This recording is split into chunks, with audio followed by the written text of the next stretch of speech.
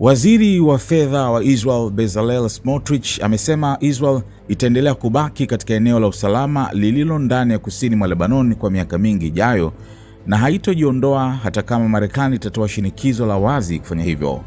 Katika mahojiano na gazeti la Makor Rishon, Smotrich alisema anaamini Marekani haitatoa ombi kama hilo kwa sababu inaelewa misimamo mikuu ya usalama wa Israel.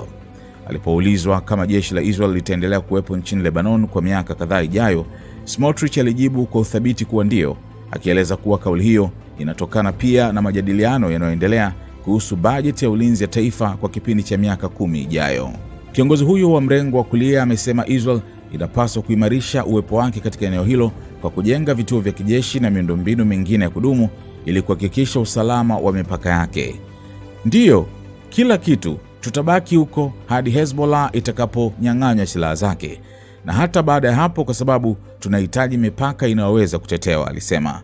Smotrich pia alikosoa mipaka ya sasa hivi kati ya Israel na Lebanon, akisema ilitokana na makubaliano ya Sykes-Picot ya mwaka 1916 ambayo kwa maoni yake hayakuzingatia hali halisi ya kijiografia na usalama wa eneo hilo. Amesisitiza kuwa Israel haitasogea hata hatua moja kutoka maeneo inayodhibiti kwa sasa mpaka Hezbollah itakaponyang'anywa silaha zake kikamilifu. Huo ndio msimamo wa waziri mkuu, waziri wa ulinzi na wangu pia. Tumedhamiria kuushikilia, alisema. Kauli za Smotrich zinakuja wakati juhudi za kidiplomasia zikiongezeka kufuatia makubaliano ya kusitisha mapigano kati ya Israel na Hezbollah yaliyofikiwa kwa upatanishi wa Marekani na washirika wake.